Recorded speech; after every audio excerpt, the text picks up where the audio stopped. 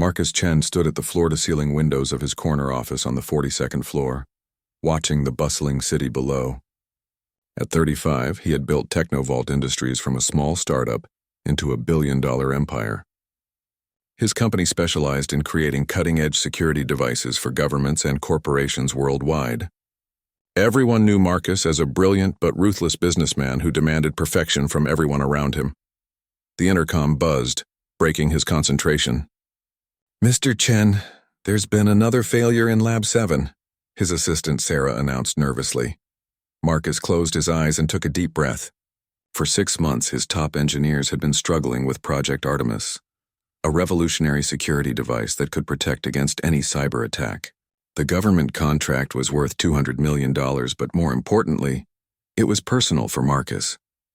This device would be his masterpiece, the invention that would cement his legacy forever. Walking through the pristine hallways of his research facility, Marcus felt his frustration growing. He had hired the best minds from MIT, Stanford, and Harvard. He had given them unlimited budgets and the latest equipment. Yet somehow they couldn't solve a fundamental flaw in the device's core programming. Dr. Elizabeth Warren, his head of research, met him at the lab entrance. She looked exhausted, her usually perfect hair disheveled from running her hands through it. "Marcus, I'm sorry. We've tried everything. The quantum encryption keeps failing after exactly 47 minutes. We can't figure out why." Marcus stared at the sleek black device sitting on the lab table. It was no bigger than a smartphone, but it contained technology that was years ahead of anything else in the world. The device could create an impenetrable digital shield around any computer system, making it completely immune to hackers. If it worked properly, how many of our best people have looked at this? Marcus asked, his voice dangerously quiet. 12 of our top engineers plus 3 consultants from outside companies. We've spent $4 million just on consulting fees, Dr. Warren replied, not meeting his eyes. Marcus felt something inside him snap. All his life he had solved problems through determination and intelligence. He had never encountered something that couldn't be fixed with enough money and expertise. The idea that a simple device could defeat him was intolerable. That evening, Marcus found himself driving through the older part of the city, an area he rarely visited. His luxury car looked out of place among the small shops and modest apartment buildings. He wasn't sure why he had come here, but he needed to clear his head and think. As he waited at a red light, he noticed a small electronics repair shop called Eddie's Fix-It. Through the window, he could see a young man working on what appeared to be an old computer.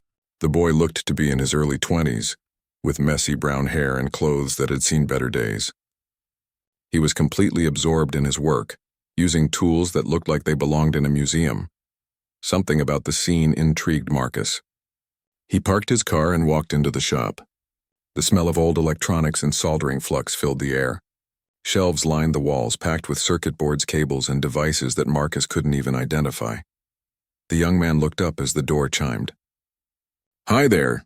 I'm Eddie Martinez. What can I help you fix today?"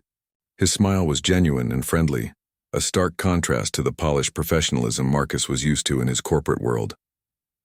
Marcus looked around the cluttered shop, noting the impressive collection of vintage computers and gaming systems. "You repair all of this yourself?" "Yep, been doing it since I was 12. My mom thought I was crazy for taking apart every electronic device in our apartment, but I just had to know how things worked." Eddie's eyes lit up as he spoke about his passion. "What's the most complex thing you've ever repaired?" Marcus asked, genuinely curious despite himself. Eddie thought for a moment, then walked over to a shelf and picked up what looked like a military-grade communication device. "Found this at a garage sale. The owner said it was completely dead, but I managed to figure out that the problem was in the quantum stabilizer circuit. Took me 3 weeks, but I got it working perfectly." Marcus stared at the device. He recognized it as a prototype that his own company had developed 5 years ago. Only a dozen had ever been made, and they were all supposed to be destroyed after the project was canceled. The fact that this young man had not only identified the problem but actually fixed it was remarkable. "You said quantum stabilizer circuit," Marcus said carefully. "Do you know what that means?" Eddie grinned. "It's a circuit that keeps quantum states stable during data transmission. Most people think it's impossible to repair because the components are so sensitive, but if you understand the underlying physics, it's actually not that complicated." Marcus felt his heart rate increase. This boy was talking about advanced quantum physics like it was basic electronics. Where did you learn about quantum mechanics? Oh, everywhere. YouTube videos, library books, old textbooks I found at thrift stores. I never went to college or anything fancy like that. Couldn't afford it. But I've always been good at figuring things out on my own. An idea began forming in Marcus's mind. It was crazy, perhaps even desperate, but he had exhausted all conventional options. What if the solution to his problem wasn't more expertise, but a different kind of thinking entirely? Eddie, Marcus said slowly, how would you like to make some serious money? The young man's expression became cautious. What kind of money and what would I have to do? Marcus pulled out his business card and handed it to Eddie. He watched as the boy's eyes widened when he read the name Technovault Industries. I have a device that my best engineers can't fix. If you can solve the problem, I'll pay you $50,000. Eddie stared at the card, then back at Marcus. 50,000? Are you serious? Completely serious. But there are conditions. You'll have to work in my facility, and you can't tell anyone about what you're working on. It's classified government technology. For a moment, Eddie didn't respond. Marcus could see the wheels turning in the young man's head, weighing the opportunity against the risks. Finally, Eddie looked up with determination in his eyes. When do we start? Marcus smiled for the first time in weeks. Tomorrow morning. 9 o'clock sharp. And Eddie, don't let me down. Eddie Martinez stood outside the gleaming Technovault Industries building at 8:30 in the morning, clutching his worn backpack and trying not to look as nervous as he felt. The glass tower stretched up into the clouds, and Eddie had never seen anything so impressive in his entire life. Security guards in expensive suits watched him with suspicious eyes as he approached the main entrance. I'm here to see Marcus Chen, Eddie told the receptionist, his voice cracking slightly. The woman looked him up and down, clearly unimpressed by his faded jeans and sneakers. Name? She asked coldly. Eddie Martinez. He's expecting me. After making a phone call, the receptionist's attitude changed completely. Mr. Chen's assistant will be right down to escort you. Minutes later, Sarah appeared with a visitor's badge and a nervous smile. Mr. Martinez, please follow me. Mr. Chen is waiting in the executive lab. The elevator ride to the 38th floor was silent and awkward. Eddie couldn't help but stare at the expensive marble and polished steel that surrounded him. Everything in this building probably cost more than his family made in a year. When the elevator doors opened, Eddie was amazed to see a laboratory that looked like something from a science fiction movie. Clean white surfaces everywhere, computer screens displaying complex data, and equipment that he couldn't even begin to identify. Marcus Chen stood in the center of the lab, wearing an expensive suit that probably cost more than Eddie's rent for 6 months. Next to him was Dr. Elizabeth Warren, who looked at Eddie with barely concealed skepticism. Eddie, welcome to Project Artemis, Marcus said, gesturing toward a sleek black device sitting on a metal table. This is what I need you to fix. Eddie approached the device carefully. It was beautiful in its simplicity, about the size of a cell phone but clearly containing incredibly sophisticated technology. What exactly is it supposed to do? It creates an impenetrable digital shield around computer networks, Dr. Warren explained, her tone suggesting she thought this was all a waste of time. The quantum encryption should protect against any form of cyber attack. Should? Eddie asked, running his fingers along the device's smooth surface. It works perfectly for exactly 47 minutes, then fails completely, Marcus said. My team has been working on this problem for 6 months. Eddie picked up the device and examined it closely. The weight distribution was perfect, and he could feel the subtle vibrations of the internal components. Have you tried running diagnostics on the quantum resonance frequency? Dr. Warren's eyebrows shot up. The what? The quantum resonance frequency, Eddie repeated. If the quantum states are decohering after 47 minutes, it might be because the resonance frequency is slowly drifting out of alignment. Marcus exchanged a look with Dr. Warren. They had spent millions of dollars on consultants, and none of them had even mentioned quantum resonance frequency. How would you test that theory? Marcus asked. Eddie looked around the lab until he spotted what he was looking for. I'll need access to that quantum spectrometer over there, and some basic tools. He opened his backpack and pulled out a collection of instruments that looked ancient compared to the high-tech equipment surrounding them. "You can't be serious," Dr. Warren said. "You want to test a $200 million device with tools from a repair shop?" "Sometimes the old ways work better," Eddie said with a shrug. "Can I get started?" Marcus nodded. "Dr. Warren will assist you with anything you need." For the next 3 hours, Eddie worked on the device with intense concentration. He used his own tools alongside the sophisticated lab equipment, creating a strange blend of old and new technology. Dr. Warren watched in fascination as Eddie seemed to understand the device's inner workings better than the engineers who had designed it. "There," Eddie said finally, looking up from the device. "I found the problem. What is it?" Marcus asked, moving closer to the table. Eddie pointed to a tiny component inside the device.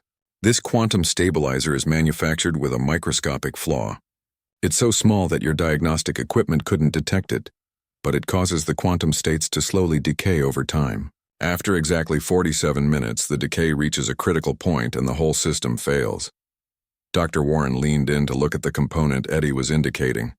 Even with a magnifying glass, she couldn't see anything wrong with it. "How did you spot that?" "Experience," Eddie said simply. "I've seen similar problems in older quantum devices. The manufacturing process for these components is incredibly precise, but sometimes there are tiny variations that only become apparent over time." "Can you fix it?" Marcus asked, his voice tight with anticipation. Eddie grinned. "Already did. I bypassed the faulty component and rerouted the quantum flow through a secondary pathway. The device should now work indefinitely." Marcus stared at Eddie in disbelief. "You're telling me that in 3 hours you solved a problem that stumped 12 of my best engineers for 6 months?" "Sometimes you just need to look at things from a different angle," Eddie replied. "Your engineers were approaching this like a software problem, but it was actually a hardware issue. They were looking for complex solutions when the answer was relatively simple." Dr. Warren ran a series of tests on the modified device. After an hour of diagnostics, she looked up with amazement. "All systems are functioning perfectly. The quantum encryption is stable and showing no signs of decay." Marcus felt a mixture of relief and confusion. This young man from a tiny repair shop had just saved his company's most important project, but something about the situation didn't make sense. Eddie's knowledge of quantum physics was too advanced, too specific. Where had he really learned these things? "Eddie," Marcus said carefully, "I need to ask you something. Your understanding of quantum mechanics is extremely sophisticated.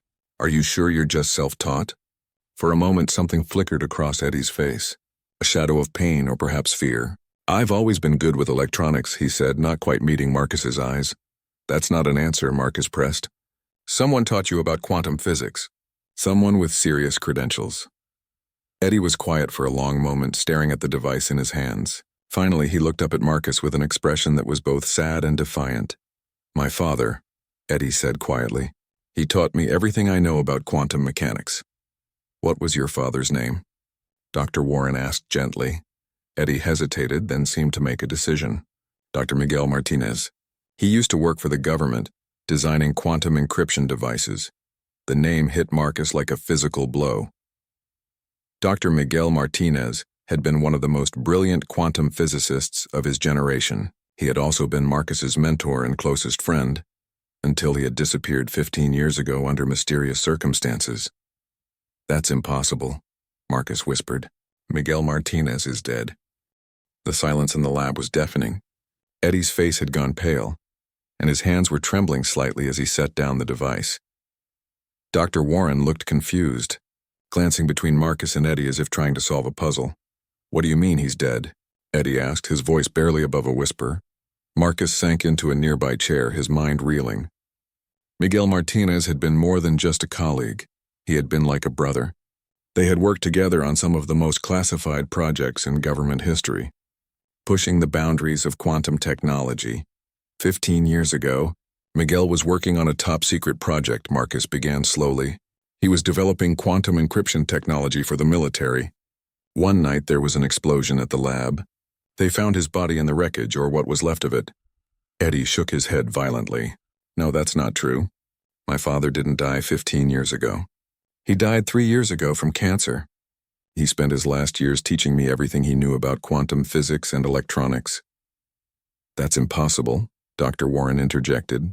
If Dr. Martinez faked his death, why would he do such a thing? Eddie's eyes filled with tears, but his voice remained steady. Because he discovered something he wasn't supposed to discover. Something that would have gotten him killed if he had stayed. Marcus felt his world shifting beneath his feet. If Miguel was alive all these years, why hadn't he contacted Marcus? They had been best friends, partners in research, and Marcus had mourned his death for 15 years. Tell me everything, Marcus said quietly. From the beginning.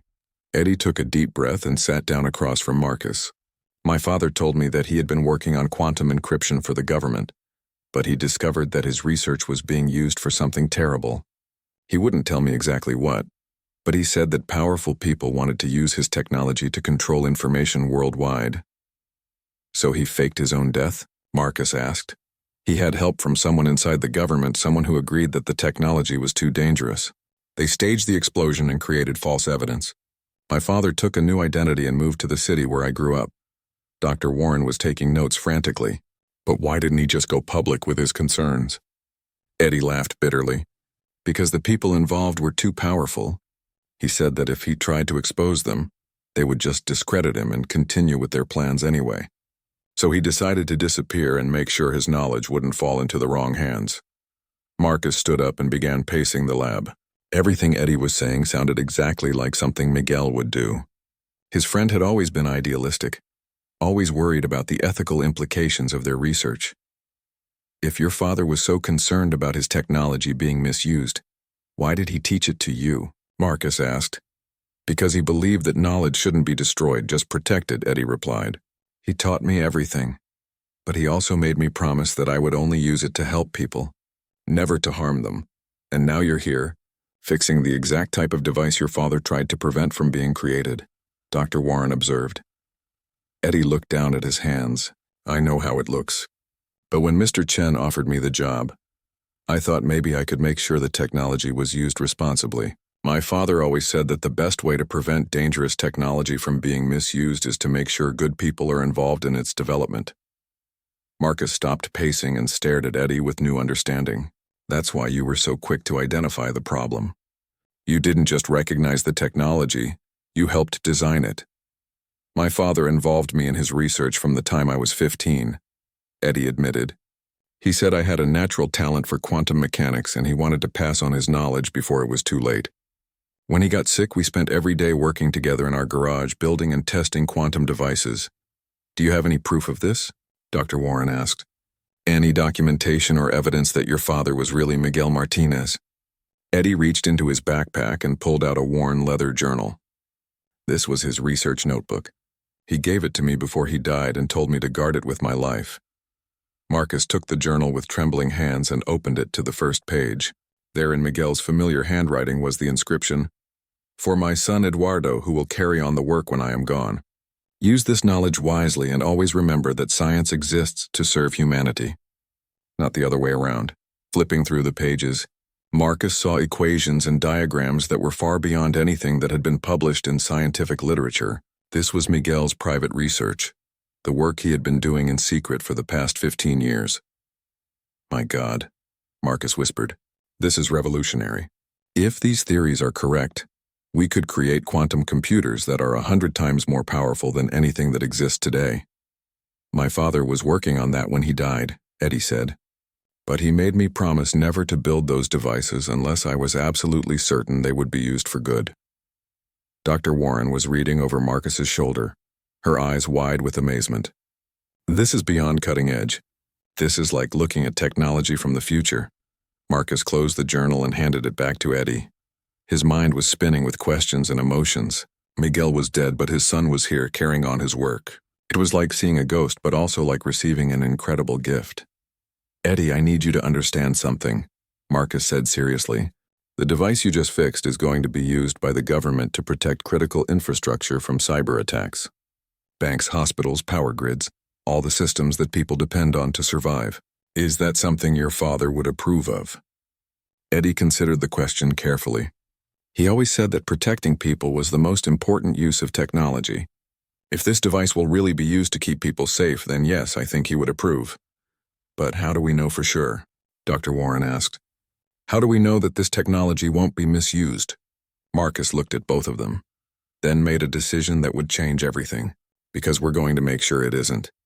Eddie, I'm offering you a permanent position at Technovault Industries, not as a repair technician, but as head of our quantum research division.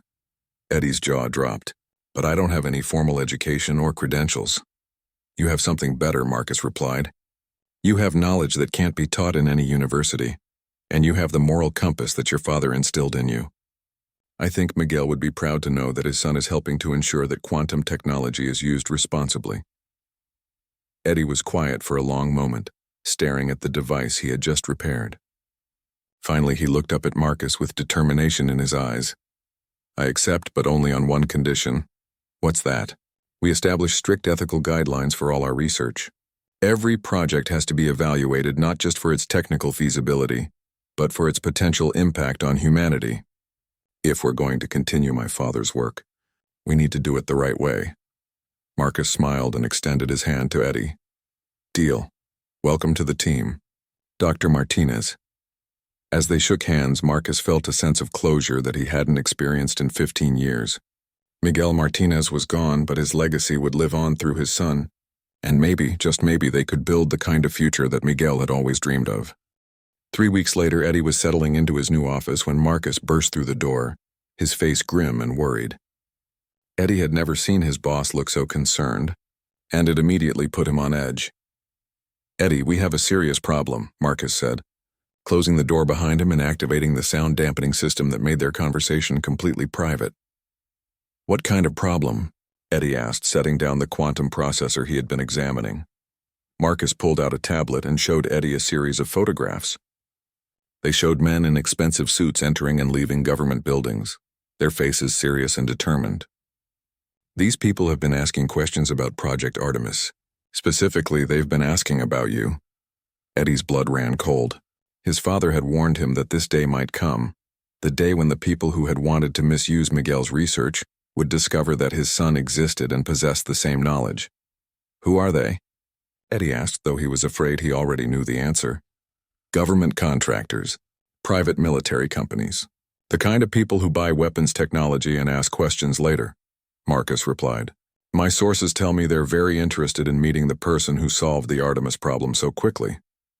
Eddie stood up and began pacing around his office. The walls were covered with whiteboards full of equations and diagrams, the fruit of his work over the past few weeks. He had been making incredible progress on improving the Artemis technology, but now it seemed like that progress might have attracted unwanted attention.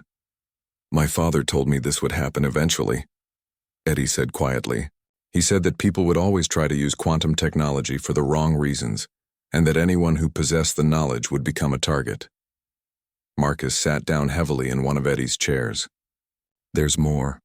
I've been doing some research into your father's disappearance, and I've discovered some disturbing things. What kind of things? The explosion that supposedly killed your father wasn't an accident. It was arranged by a group of government officials and private contractors who wanted to steal his research. When they realized he had faked his death and taken his knowledge with him, they spent years looking for him. Eddie felt his legs go weak, and he had to sit down. Are you saying they killed him? I don't know for certain, but the timing is suspicious. Your father died of cancer 3 years ago, right around the time when these same people started a new search for quantum encryption experts. Marcus paused, studying Eddie's face. I think they may have found him. The room was silent except for the hum of computers and air conditioning. Eddie stared at the floor, trying to process what Marcus had just told him. The idea that his father might have been murdered was almost too horrible to contemplate. Why are you telling me this? Eddie finally asked. Because I think you're in danger. These people know you exist now, and they know what you're capable of. It's only a matter of time before they try to recruit you, or worse. Eddie looked up at Marcus with a mixture of fear and determination. What do you think I should do? I think you should disappear just like your father did. Change your name, move somewhere far away, and never work with quantum technology again. No, Eddie said firmly. That's exactly what they want. If I run away, then my father's death was meaningless. Someone has to continue his work and make sure it's used properly. Marcus leaned forward in his chair. Eddie, these are dangerous people. They have resources and connections that we can't compete with. If they decide they want you, they'll find a way to get you. Then we need to make sure they can't use me or my knowledge for the wrong purposes, Eddie replied. He walked over to one of his whiteboards and pointed to a complex equation. What if we make the technology public? What do you mean? My father kept his research secret because he was afraid of how it might be used. But what if instead of hiding it, we released it to everyone? If every university, every research institution, every government in the world had access to quantum encryption technology, then no single group could control it. Marcus stared at the whiteboard, his mind racing. It was a radical idea, but it might actually work. That would completely change the balance of power in the world. No one would have a technological advantage over anyone else. Exactly. And it would make it impossible for any one group to monopolize quantum technology for military purposes. Eddie turned back to Marcus with excitement growing in his voice. We could establish an open-source quantum research foundation. Make all the research freely available to anyone who wants to use it for legitimate purposes. The government won't be happy about losing their exclusive access to this technology, Marcus warned. Good. Maybe it's time the government learned that some things are too important to be kept secret. Eddie's eyes were shining, with the same idealistic fervor that Marcus remembered from his friend. Miguel, before Marcus could respond, his phone rang. The caller ID showed a number he didn't recognize, but something told him he should answer it. Marcus Chen, he said cautiously. Mr. Chen, this is Director Harrison from the Defense Intelligence Agency. I believe you and I need to have a conversation about your new employee. Marcus felt his heart rate spike, but he kept his voice steady. I'm not sure what you mean. Don't play games with me.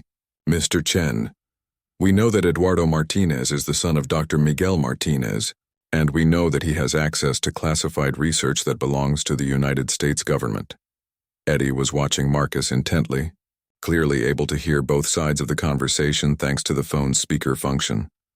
Dr. Martinez has been dead for 15 years, Marcus replied carefully. Director Harrison laughed coldly.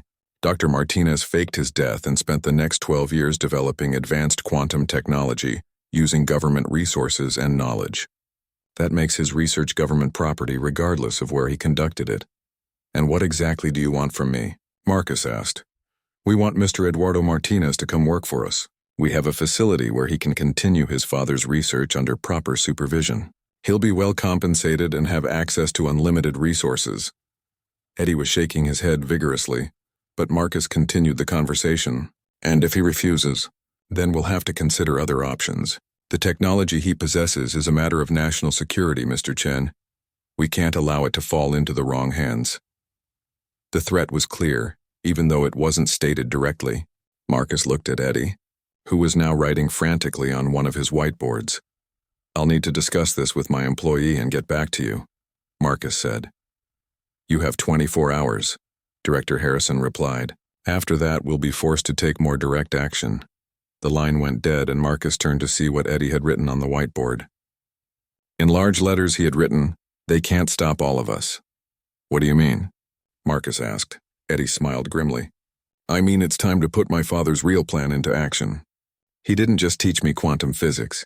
He taught me how to fight back against people who try to control technology for their own purposes. What are you talking about? Eddie walked over to his computer and began typing rapidly.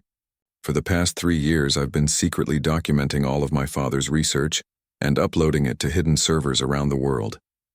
If anything happens to me, that research will automatically be released to every major university and research institution on the planet. Marcus stared at Eddie in amazement. You've been planning this the whole time? My father taught me that knowledge is power, but only if it's shared. Tomorrow, we're going to call a press conference and announce the formation of the Miguel Martinez Foundation for Open Quantum Research. We're going to make everything public, and we're going to make sure that no government or corporation can ever control this technology again. For the first time in weeks, Marcus smiled. Miguel's son was definitely his father's child. The press conference was set for noon the next day, but at 6 in the morning, Marcus received a call that changed everything. Eddie's apartment building had been evacuated due to a gas leak, and Eddie himself was nowhere to be found. Marcus drove to the building as fast as he could, his heart pounding with fear and anger. Police cars and fire trucks surrounded the area, but something about the scene looked wrong. The emergency responders seemed too organized, too professional, like they were following a script rather than responding to a real emergency. "Excuse me, officer," Marcus said to a policeman standing near the building entrance. "I'm looking for one of the residents, Eddie Martinez. Do you know if he got out safely?" The officer's expression didn't change, but Marcus noticed him speaking quietly into his radio. "I'm sorry, sir, but I can't give out information about individual residents. You'll need to contact the Red Cross shelter." Marcus knew he was being stalled, but he played along. "Which shelter?" "The one at St. Mary's Church on 5th Street, the officer replied smoothly. Marcus drove to the church knowing full well that Eddie wouldn't be there. As he suspected, no one at the shelter had any record of Eddie Martinez. However, an elderly volunteer named Mrs. Patterson pulled Marcus aside and spoke in hushed tones. "Are you the young man's employer?" she asked. "Yes, why?" "Because about an hour ago, a boy matching that description was brought here by some men in suits. He seemed frightened, and he asked me to give this to anyone who came looking for him." Mrs. Patterson handed Marcus a small piece of paper with an address written on it in Eddie's handwriting. Marcus recognized the address immediately. It was a storage facility on the outskirts of town, the kind of place where people kept old furniture and forgotten belongings. But why would Eddie want him to go there? The drive to the storage facility took 20 minutes, and Marcus spent the entire time trying to figure out what Eddie was planning. His young employee had proven to be full of surprises, and Marcus had learned not to underestimate his ingenuity. The storage facility was mostly empty, with only a few cars in the parking lot. Marcus found Unit 247 and discovered that it was already unlocked. Inside, he found something that took his breath away. The unit was filled with quantum computing equipment that was years ahead of anything Marcus had ever seen. Computers hummed quietly on metal shelves, their displays showing complex calculations and data streams. In the center of the room was a desk with multiple monitors, and sitting at the desk was Eddie. "I was wondering when you'd find me," Eddie said without turning around. "Mrs. Patterson is very reliable." "Eddie, what is this place?"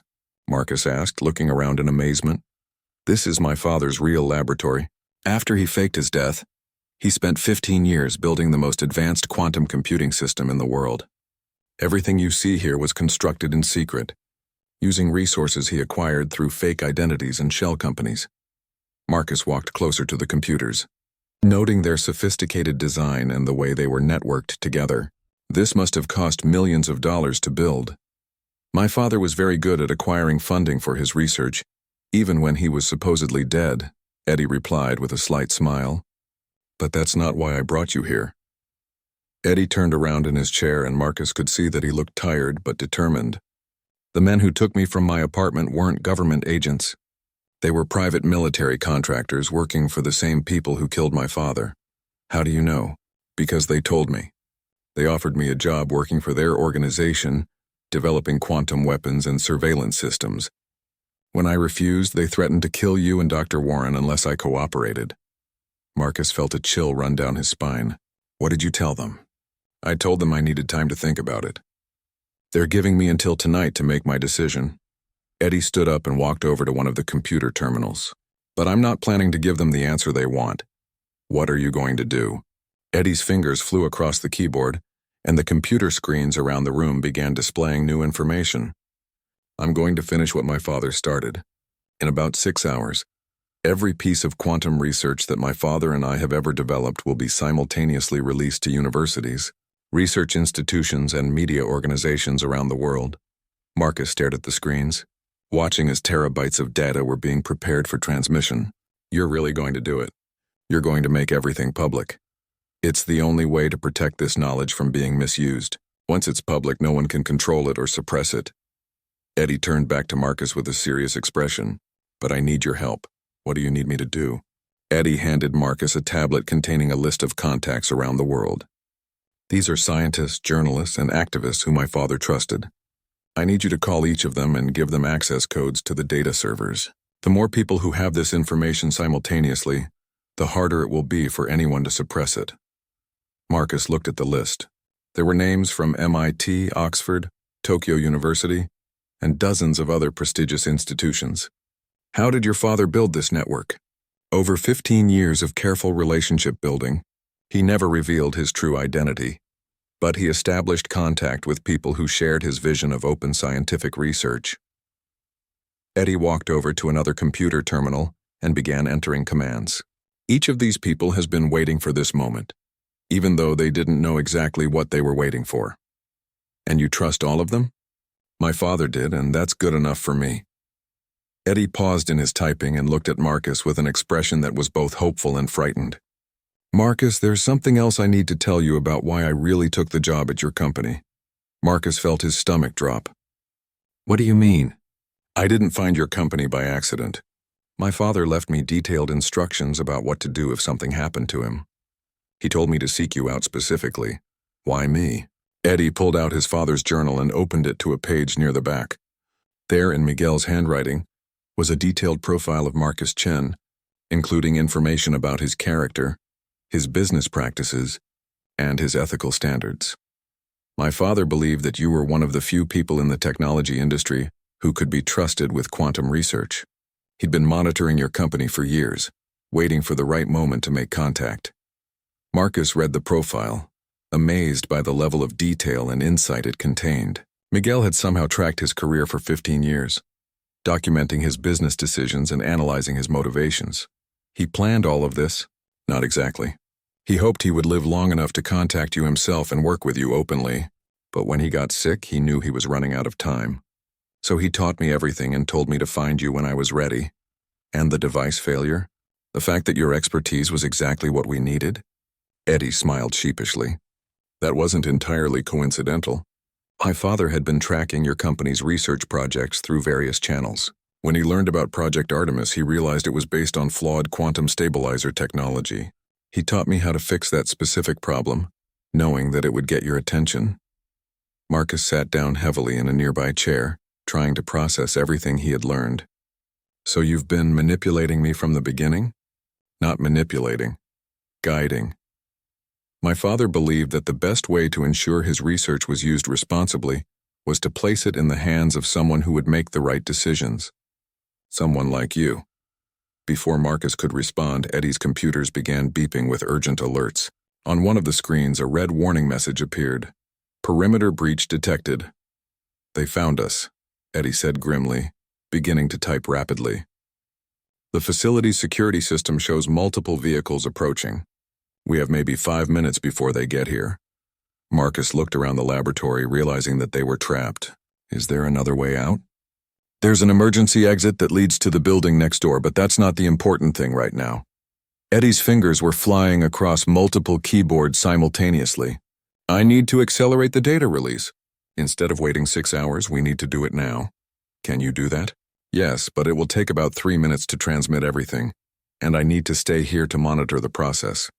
If anything goes wrong with the upload, years of research could be lost forever. Marcus could hear vehicles pulling up outside the building.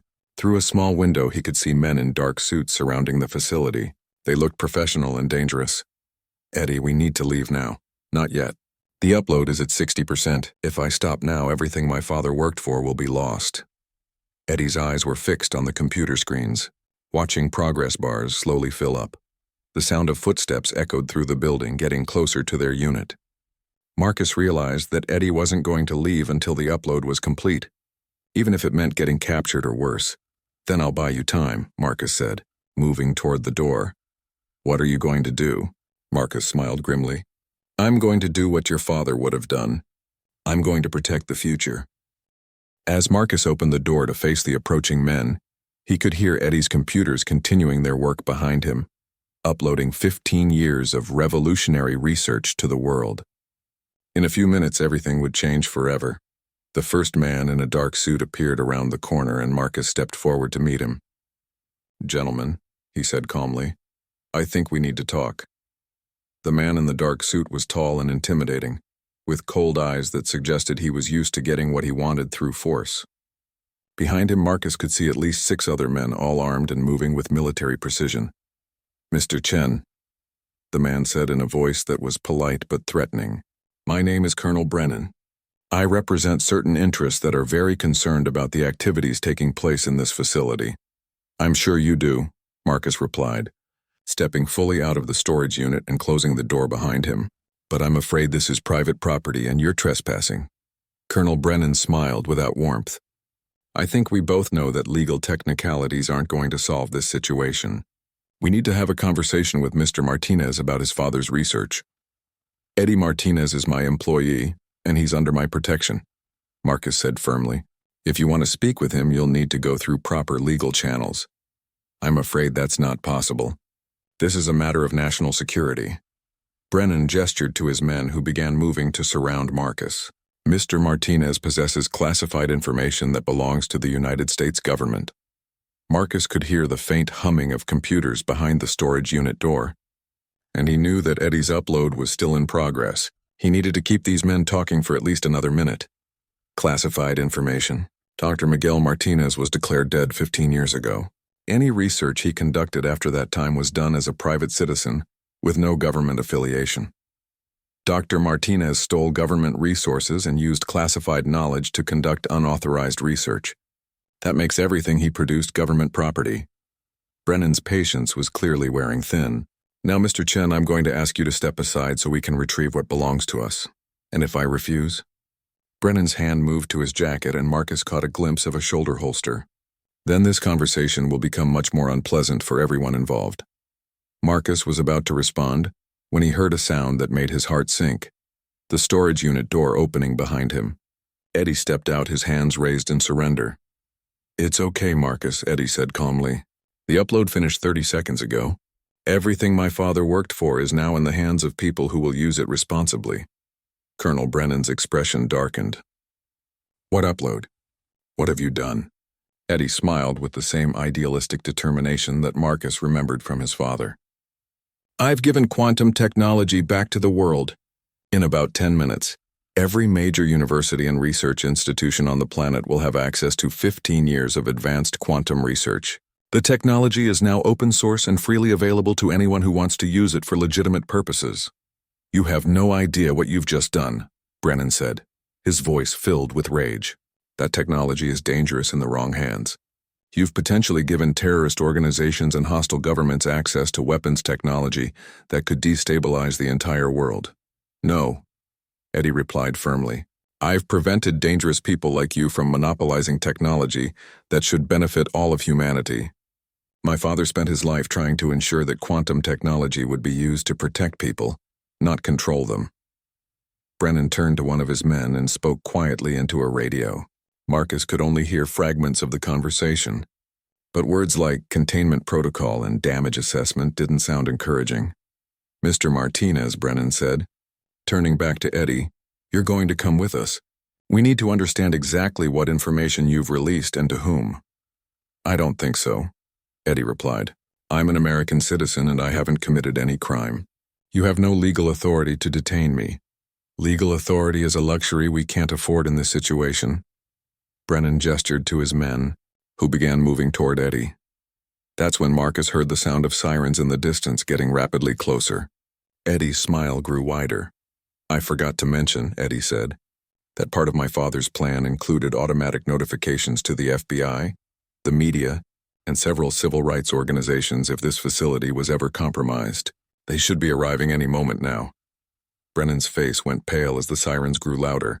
Through the windows, Marcus could see news vans pulling into the parking lot, followed by FBI vehicles and police cars. You planned this entire confrontation, Marcus realized, looking at Eddie with new admiration. My father taught me that the best way to deal with bullies is to make sure they can't operate in secret. The moment Colonel Brennan and his men entered this facility, cameras started recording everything, and automatic alerts went out to dozens of organizations. The first FBI agents were already entering the building, their weapons drawn and their voices loud and authoritative. Federal agents, everyone put your hands where we can see them.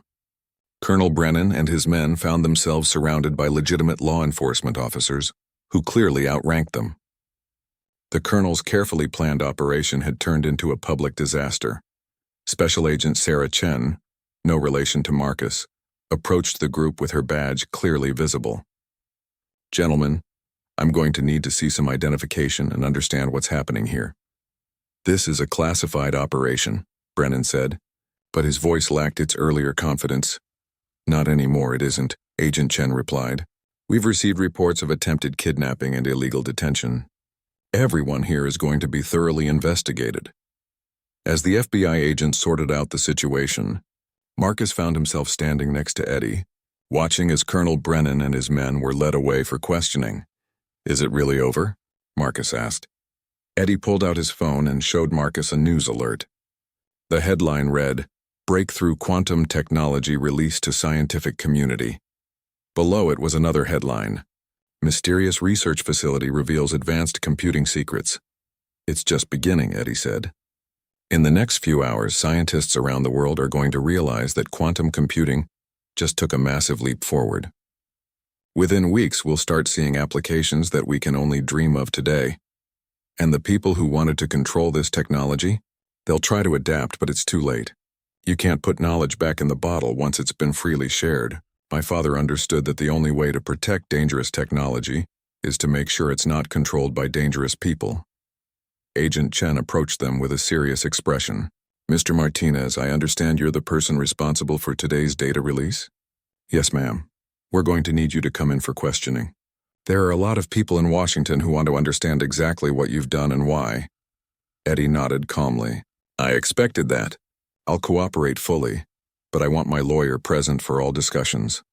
As Eddie was led away by the FBI agents, he turned back to Marcus one last time. "Take care of the company, Marcus. And remember what my father always said. Science exists to serve humanity, not the other way around."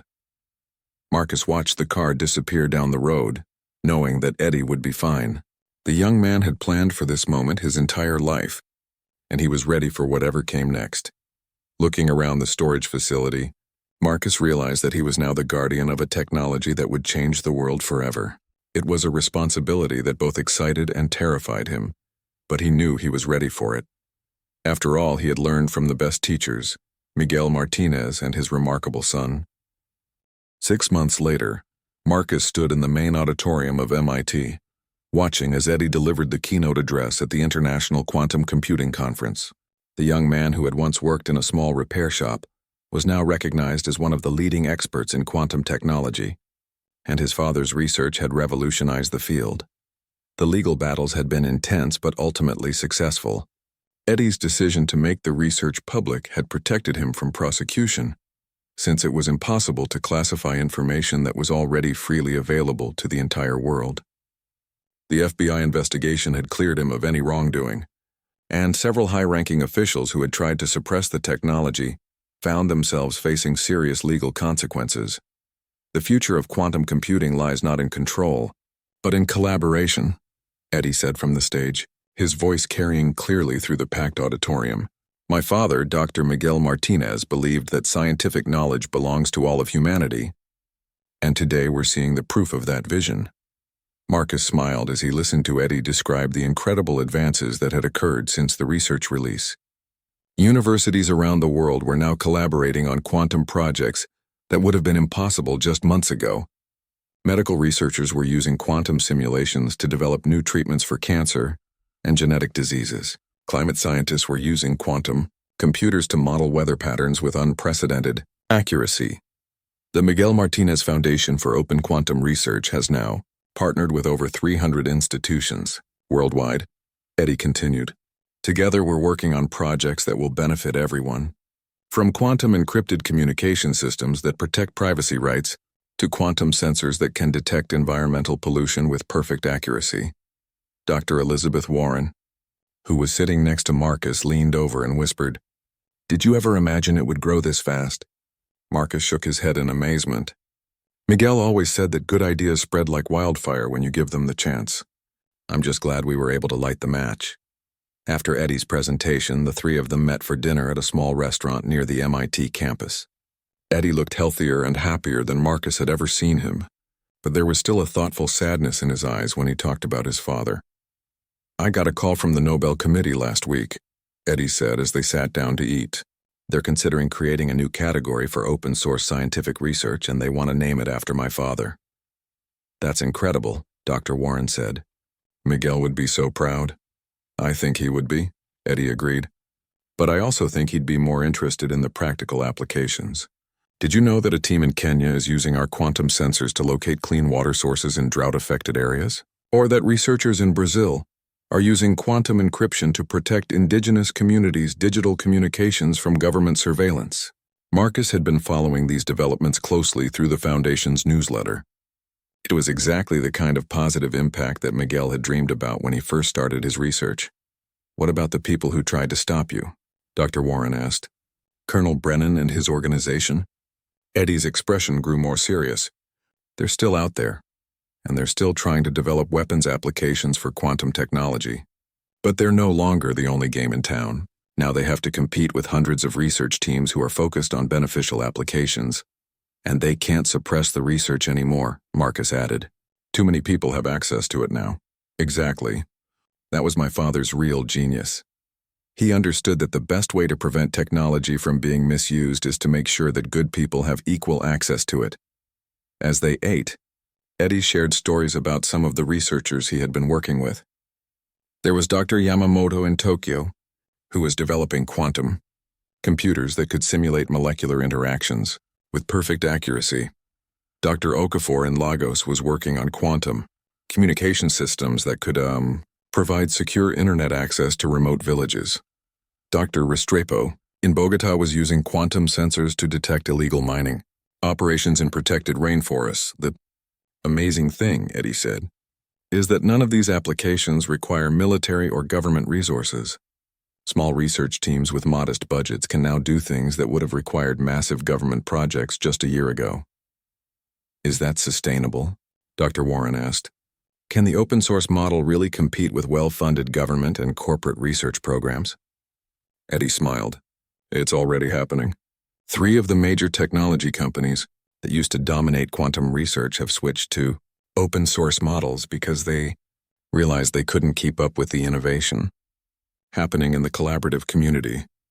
Marcus thought about his own company, which had undergone a major transformation over the past 6 months.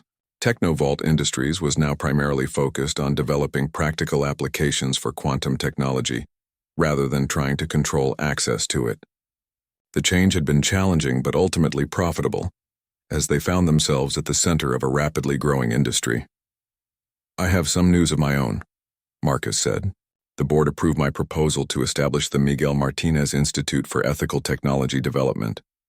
We're going to create a research facility where scientists can work on advanced projects while ensuring that their research is used responsibly."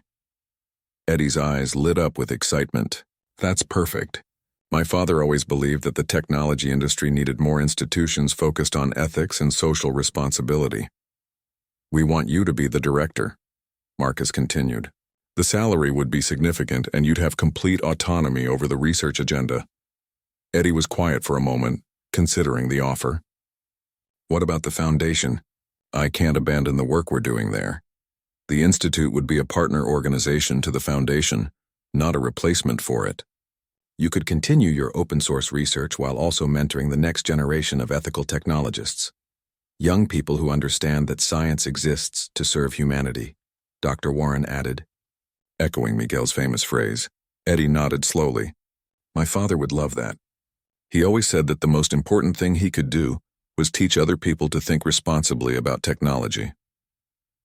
As they finished their meal and prepared to leave, Marcus reflected on how much had changed since that day when he first walked into Eddie's repair shop. A chance encounter with a young man fixing old electronics had led to a complete transformation of the quantum computing industry and, potentially, the world. "Eddie," Marcus said as they stood outside the restaurant, "I have one more question for you." "What's that?" "Do you think your father knew how all of this would turn out? Did he plan for his research to have this kind of global impact?" Eddie looked up at the stars, barely visible through the city lights. "I think he hoped for it, but I don't think he could have planned it. The best he could do was plant seeds and trust that good people would help them grow. And now the seeds have become a forest, and every day new people are planting more seeds." Eddie smiled with the same idealistic determination that had driven his father. "I think Miguel Martinez would be very happy with what we've accomplished. But I also think he'd remind us that this is just the beginning." As they parted ways that evening, Marcus felt a deep sense of satisfaction and purpose. Miguel's vision of technology serving humanity was becoming reality, one quantum computer at a time. And somewhere, Marcus was certain, His old friend was watching with pride as his son continued the work they had started together so many years ago. The future was quantum, and it belonged to everyone.